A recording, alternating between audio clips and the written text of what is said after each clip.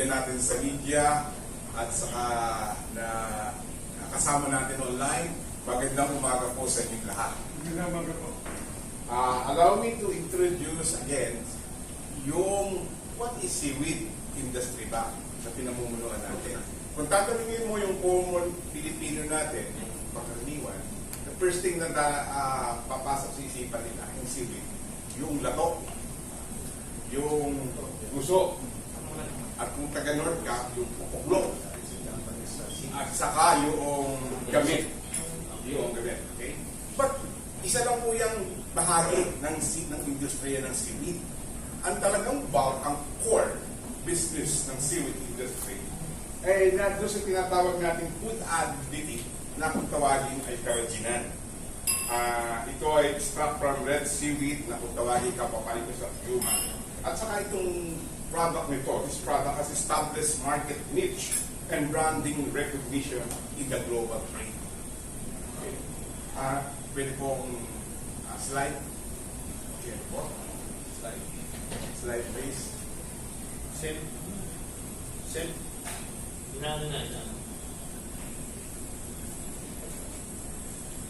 Share. Ang seaweed industry po, dalawang sector, essentially. The farming side and the processing side. This is a unique organization kasi dito po sa isang asosasyon nito, nagsama yung manufacturer at saka yung ano. Sa ibang industriya, iba yung manufacturer, iba yung nagpo-produce. Ito, nagkaroon ng united front ang stand ng industry. Kaya nakikita natin yung holistic picture ng contribution na binibigay ng seaweed industry. Nakikita niyo po ngayon kung ano ba yung resources, natural resources, why seaweed industry thrives in our country. Kung titingnan niyo po yung maging resources natin, napakahaba ng ating body of water. No? Now, that's why napakaganda ng prospect natin for blue economy in the future. That is the next thing to watch out. No? Now, kung titingnan niyo po yung ating seaweed industry namin, kung titingnan, meron pong halos kalahating milyong hektarya na pwedeng gamitin pagtamnan sa deep sea. Malalim po ito. Pero ito halos hindi ginagalaw. This is not kita. Then approximate farmerhood land area, this is based on the inventory taken around 4 or 5 years ago. We accounted for 102 hectares along 102,000 hectares along coastline. Nasa municipal water po ito. Ang ating municipal water is 15 kilometers from the shoreline to... Excuse me, audio po. Yeah. Audio daw. Mouthpiece po kayo magsalita. Wala po audio. Thank you po. Wala po sa umpisa po, wala po audio. Sige. Okay. Recap po natin. No? Yung marine resources natin, in short, mas malaki ang ating body of water. Okay na po ba? Malinaw na po natin? Okay. Okay. So body of water natin, because we are archipelagic, yung water natin, mahaba yung coastline natin. So talagang suited for this type of activity sa seaweed farming. Now, on the second part, nakikita niyo po. Sandali. Pakiayos yung ano. Ayun na sa Ay, kasi naka-off yung ano. Picture? Hindi po naka-connect yung audio natin. Paano? Hindi, yung po. Virtual? Yung virtual po, Nasa virtual lang, hindi nakakarinig. kasi hindi po naka-activate yun. Okay. Yung nagpo-control ng Sandali lang, sir. Sige po. Sino po may control doon? sa Zoom. You use the other mic? Meron ba pang ano? Okay ka na, Richard? Yun na lang po. Ito po. Meron? Narinig po? Ba't po meron na po? Ayun. Yun pala yung dapat na may. Okay. Ituloy po natin. Yung resources, seaweed industry resources. Sinasabi ko po kanina, yung municipal body of water natin. Municipal water, 50 kilometers from the shoreline. Pero ang concentration po ng farming, seaweed farming activities, na doon lang sa first 3 kilometers. First 3 kilometers. So, ang lalabas po nito, 80% of the municipal water, hindi pa natin natatap yung resources natin. Okay? So, ito po yung sinasabi natin pwedeng gamitin sa deep sea seaweed farming. Based doon sa ating 102,000 na hectares na farmable area, 17,000 lang po halos ang nagagamit natin ngayon. So, leaving us around 85 hectares underutilized. These 85 hectares in a computation is capable of producing 640,000 metric tons of dried seaweed. If we will be able to put everything do sa 102,000 hectares, ang kanyang production will run to around 765,000 metric tons dried seaweed, up to maximum of 2 million metric tons. Kung yan po ang iano natin. Now, one thing na nagsusupport ng industry natin, we have 19 processors with nominal capacity of 38,000 metric tons. Yan po yung kanilang capacity. So, next slide please. The Philippines is blessed by good marine resources kasi po sa ating karagatan na andyan po halos 1,000 klase ng seaweed. Out of this 1,000 seaweed, 60 species are known to be edible. At out of the 60 species, 4 po yung ating kinukulture. Yan yung puti, papapayos, yung yuma, balerpa, lapo, at saka yung silaya. Meron po tayong pang sushi. Yung po, if you go to the north, malalaman po yung gamit. Gamit. Yan yung ating Philippine version ng sushi. Isa pong very promising industry yan kung mahalo natin dahil pwede tayong magkaroon ng import substitution. Kasi yung ating panggawa ng sushi, inibili pa po natin, inaangkat natin. And yet we are the potential of the developing this industry as substitute for yung nori na andito na sa atin. Okay? Nori, yung wrapper po, no? Yes, yes. Okay. So, can we the next slide, please? Now, this slide will show you the role of seaweed industry ng fisheries dun sa overall performance production volume. Nandun po tayo sa aquaculture. Next slide, please. If you will note sa aquaculture natin dito, ang pinakamalaki na nag-contribute in terms of volume of production comes from seaweed. Halos more than, can we say, 75 to 80% of production of aquaculture comes from seaweed. And if we will translate it to the performance of fishing sector, we constitute 50%. We contribute 50% of the total volume produced by fisheries. Okay. Next slide, please. Mas malaki ka pa sa tilapia. Malaki po. Malaki po. In terms of sa buwan. Ito po yung graph just to show you 2021. The dark side, yung aquaculture production. Yan po yung seaweed. Yes. And the rest, yun yung tilapia, bangos, shrimp, yun yan yung profile ng ating aquaculture. Okay, next slide please. Then, ito po, yung baba po na, sige, yung Cuma. Yung Cuma, yan yung primary product natin. Yan yung tinatawag natin yung, yan ang nadiderive natin na extract ang karaginan. Karaginan, essentially, yan po ay isang, serve as a binder, stabilizer, emulsifier, clarifier. It comes in 3 categories. The kappa type, characterized by rigid, hardened, and brittle gel, widely applied in syrup thickener. And iota type, that creates soft, malleable gel good as a stabilizing agent. And lastly, yung isang type niya ng talaga yung lambda. As a thickener, it provides better mouthfeel and creamy sensation in beverages. Sa milk, sa dairy, at sa chocolate. Yan po yan. Now, hindi niyo po makikita yung mga product nito over the shelf sa mga natin. Hindi po yan. Hindi kayo magharap kayo kasi po yan additive. Yung susunod po yung alginate sargassum. Ano? Yung po yung isang klase din na ginagamit natin na pinag-i-extract naman dyan, ang famous dyan, yung pharmaceutical application.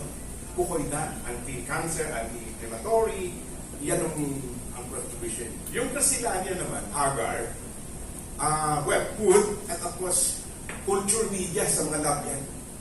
Okay na. Now, the Yukuma, yung ano natin sa Karajinan, yan ay may brand.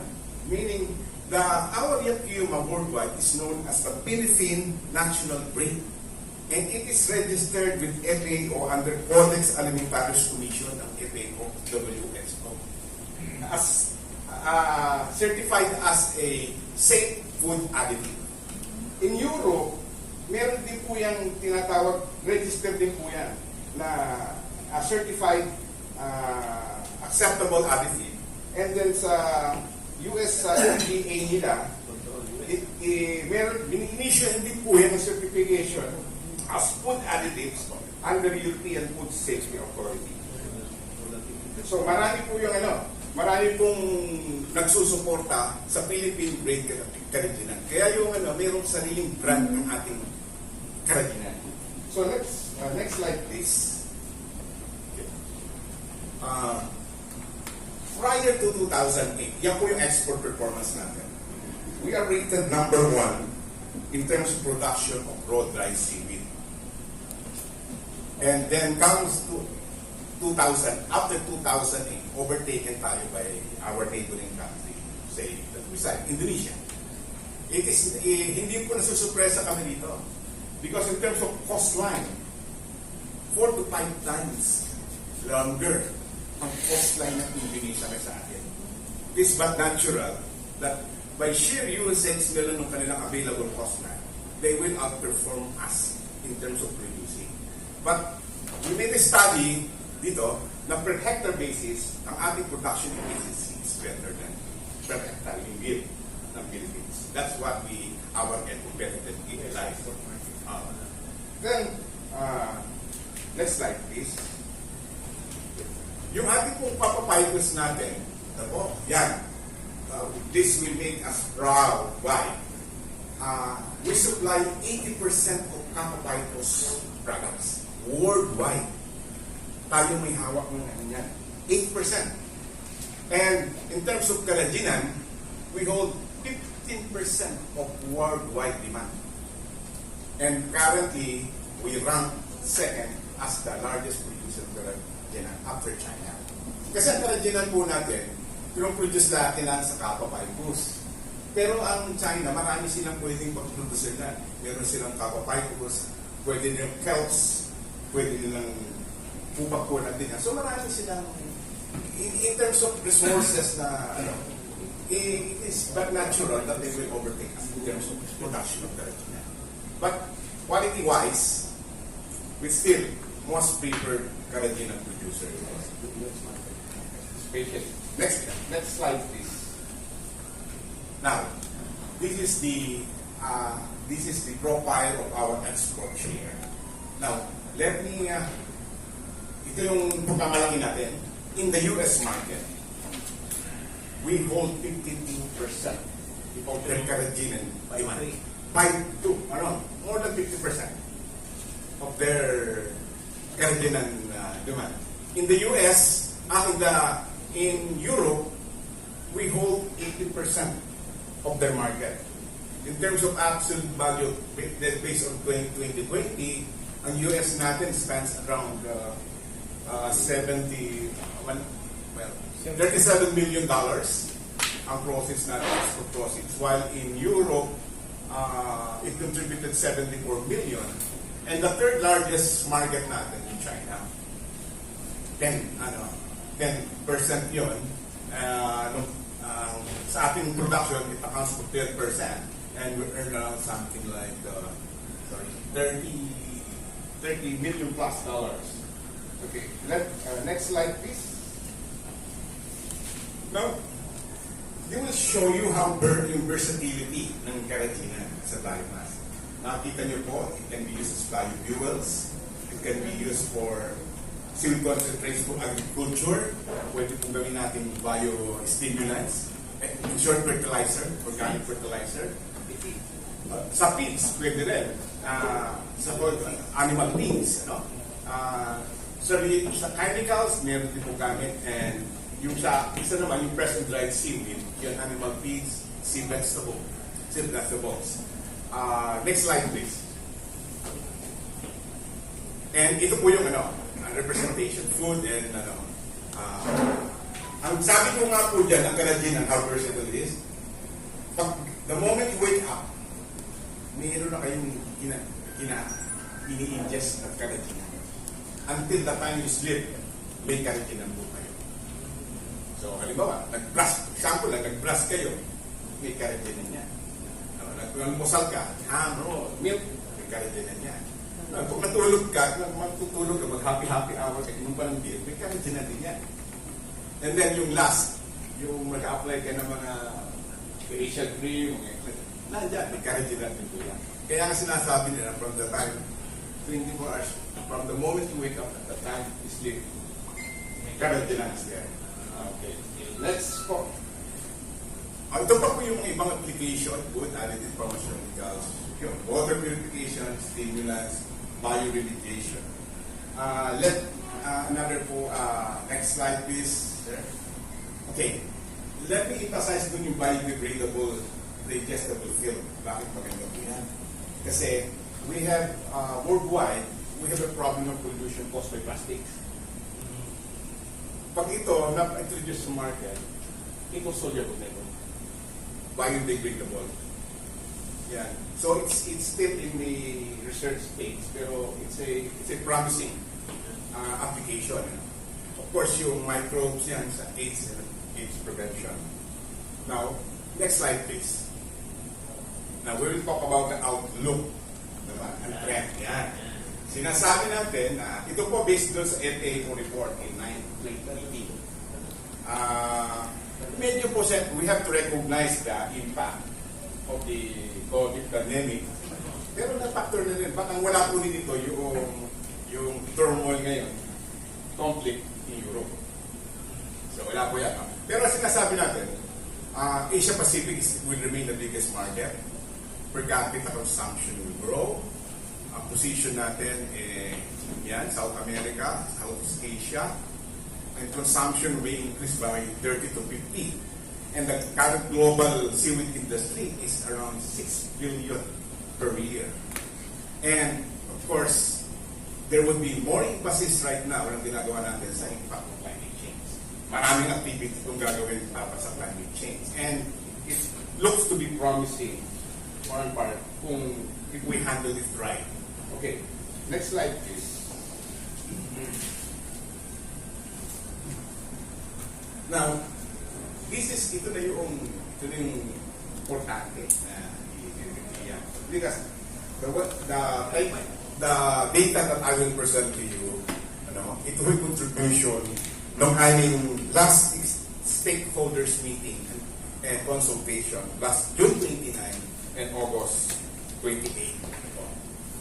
Now, tingnan po natin yung ano po ang nilalaman. Sinasabi po natin sa slide na yan, there is shortage of raw rice, RDS. Okay. The price of RDS right now, ng raw rice seaweed, is more than 200% of gasoline per liter. 200%? Right now, magkano po ang ngayon?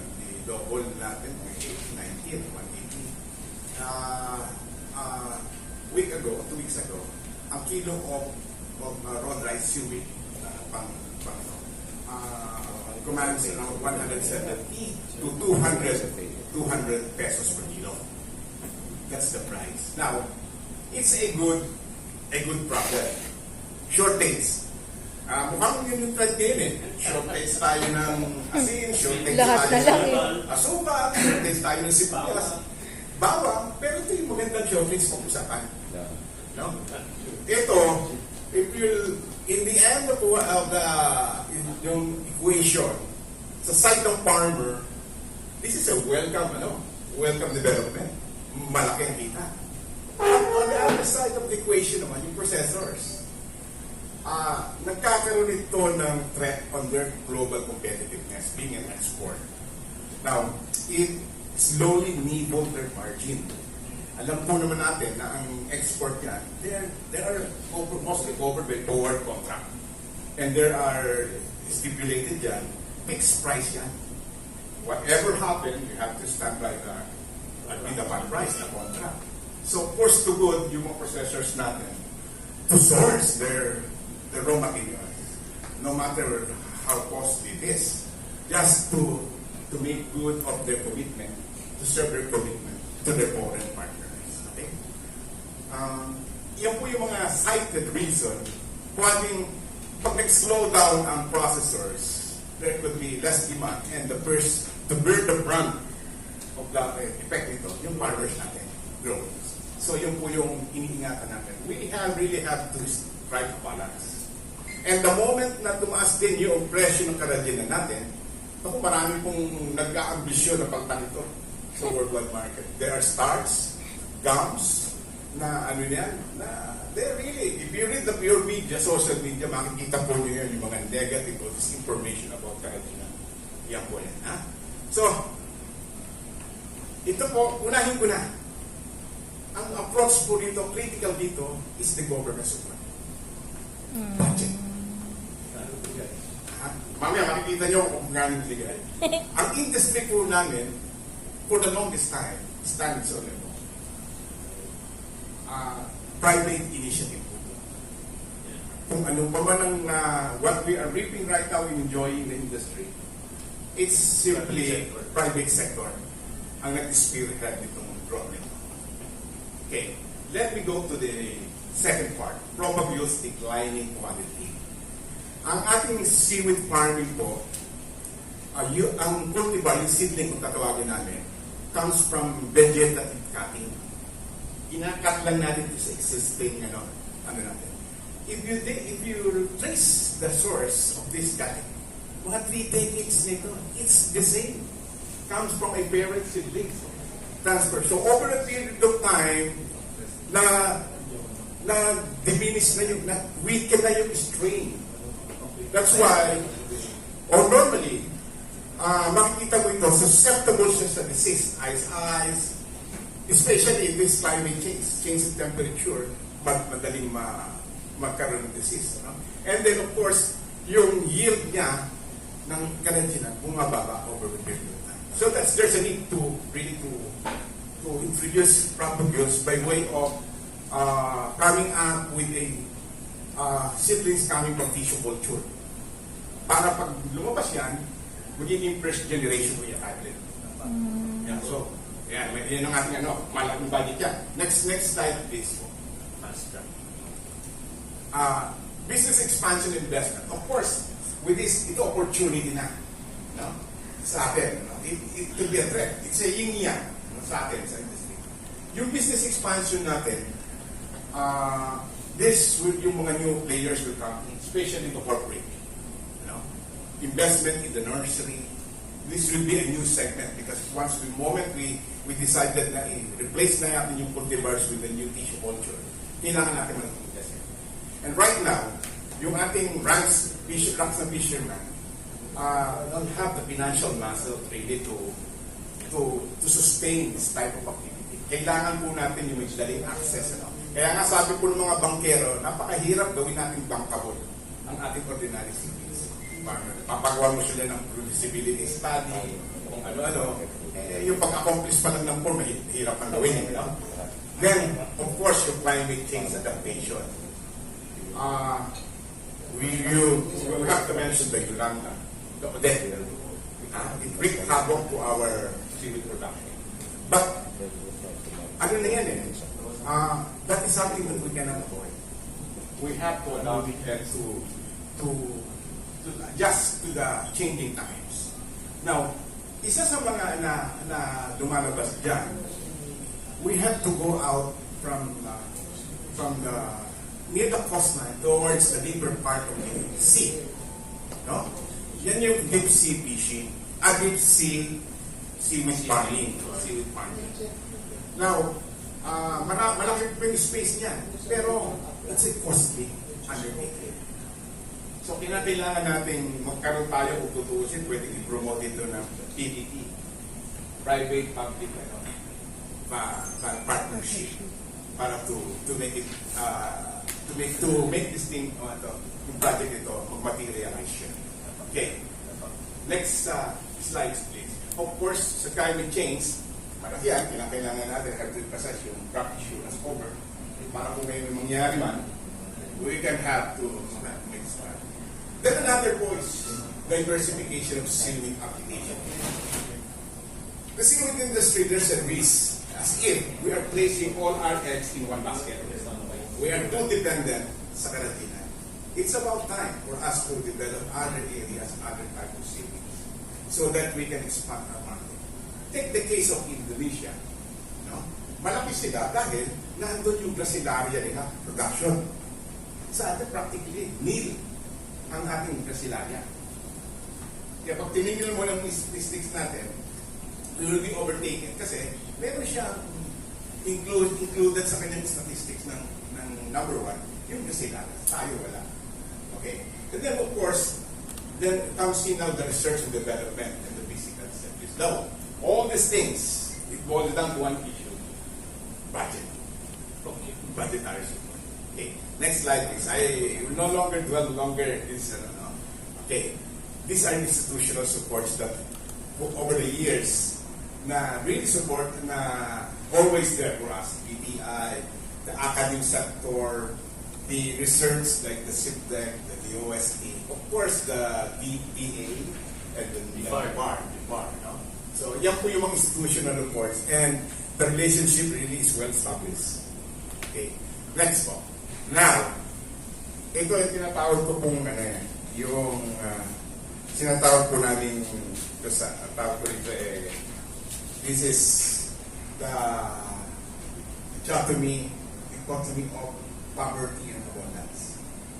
Makita niyo yung first 5 regions na known to be the largest producing seaweeds in the Philippines. ARM, Mimaropa, Region 9, with Zamboanga, Western Visayas, and Victorino. Yes, they figure prominently in production, mataas. Pero, pag tinignan niyo po yung poverty index nila, sila rin ang pinakamalakas. Para pang contradictory. Para hindi nagkakascade yung economic benefits to the grassroots level. So, this is really the challenge. We can talk lengthily about this, probably the structure, the presence of the middleman or what, or our network. But again, it's promising because we have these are the locations or places that needed most the support from the private and public sector. Kasi pag gumanda niya the entire nation will benefit. Okay, next slide please. This is very interesting. Let's talk about the return of investment. Over 5 years, we figure around close to 200 million US dollars, up to 200 million. The projection right now, if we will play our cards well, we may be lucky to hit $500 million export US dollar. Now, but look at the budget that we are receiving. We generated in 2018 191, almost $200 million US dollars. Ang input lang ng public gobyerno 138 million. 2019, tumaas din sila. Hindi pa rin, negligible pa rin. 2020, during the height of pandemic, despite of the pandemic tayo, we'll still manage to, ano. Pero tingnan niyo po, yung bubagsak naman. 59. Halos 59 million lang. And now, 21, 22, we're facing the prospect of lower budget. Liit. Yan po. So kung kukomentahin nyo yung payback at ROI, the business sense, napakalaki po ng ano. Kita-kita na ang gobyerno. In-advance na po ng industry yung gagastusin niya ng gobyerno. Now, isa pa lang nakalimutan ko na isa na lang. Ang karajinan sa US market, every 5 years, nire-review po ito. Nire-review ng tinatawag na National Organic Standard Board nila. Now, this will still the big difference whether karajinan will continue to be an acceptable ingredients additive for their organic products. For the last 3 rounds of talk every 5 years, last 15 years, the industry is successful to detect karajinan. But come 2023, we're still seeing we have issues. Ano?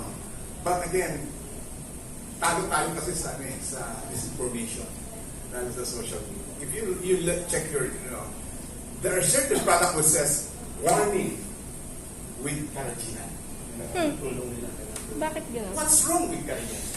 What's wrong with karajinan? Yeah, in a simple term, a simplistic way of interpreting it. Remember during the height of our coconut, coconut industry was bombarded by negative report. Toxic, everything. Lahat na tinapon nila. And then after several years, now, in high heaven, hallelujah, virgin coconut oil, promote. That's the way we look at the fossil karajinan. So we have to watch out. And to protect this industry, we need, have to work together, the public and the private sector. Public, and of course the media, to spread the information, how good for us to have this type of industry for the nation. And another thing is that with this your support, we can look forward for the growth of this because it really carries a lot of potential for poverty alleviation, for additional side of equality, yung barrier of entry, mababa. So it's for our people. And most important thing is, yung forced to produce, unlike nasa land ka, how much is that land? To engage in that activity. Ito, kukuha ka lang ng permit from local government. How much you will pay? 500 pesos. Really? Yeah, you will have 2,500 square meters. And the 2,500 square meters is capable of producing 1 ton of blow-dry seaweeds every crop. And how much is at the current price of 1 ton? That is a tune of 150,000 pesos. In 60 days. And the seaweed farm is capable, that size of farm is capable to have 3 to 4 croppings a year. If you happen to be located in the south, practically all year round. So, with this, I hope that we can work together to bring the good news about the seaweed industry, and we are very still confident that we can weather these challenges. Maraming salamat po.